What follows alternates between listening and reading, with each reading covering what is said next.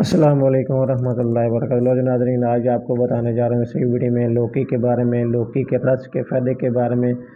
کدو کے رس کے بارے میں۔ جن لوگوں کو ناظرین معدے میں جلن ہوتی ہے، جن لوگوں کو ناظرین معدے کی گرمی کی وجہ سے خارش ہوتی ہے، پورے جسم میں کھجلی ہوتی ہے اور کھجلی کرنے کی وجہ سے اکثر زیادہ زخم وغیرہ بھی بن جاتے ہیں، جن لوگوں کو ناظرین بد ہضمی ہے، تیزابیت ہے، معدے میں جلن ہے، سینے میں جلن ہوتی ہے، معدے میں درد ہوتی ہے، پیٹ کی جتنے بھی جن لوگوں کو امراض ہیں، انشاءاللہ لوکی کے رس کے استعمال کرنے سے، کدو کے رس کے استعمال کرنے سے انشاءاللہ آپ کے پیٹ کی جتنے بھی پرابلم ہیں، یا معدے کی گرمی ہے، معدے میں گیس ہے، معدے میں درد ہے، سینے میں جلن ہوتی ہے، بد ہضمی ہے، بھوک نہیں لگتی۔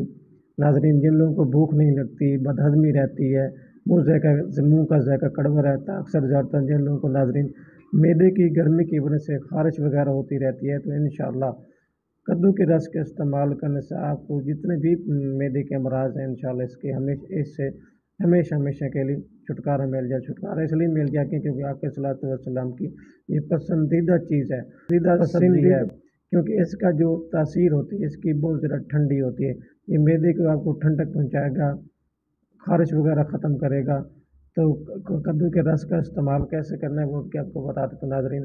اب ناظرین، سبز دھنیا اور سبز پودینے کی بنا لینی ہے چٹنی، اس کے اندر 1 کپ رس کدو کا آپ نے مکس کر لینے کے بعد آپ نے مکس کر دو، شام آپ نے استعمال کرنا ہے۔ 1 ہفتہ آپ استعمال کریں، انشاءاللہ آپ کے جتنے بھی معدے کے امراض ہیں، جتنے بھی معدے کے پرابلم ہیں، یا آپ کو ناظرین خارش وغیرہ ہوتی ہے، تو انشاءاللہ ان تمام چیزوں ہمیشہ کے لیے جان چھوڑ جائے گی۔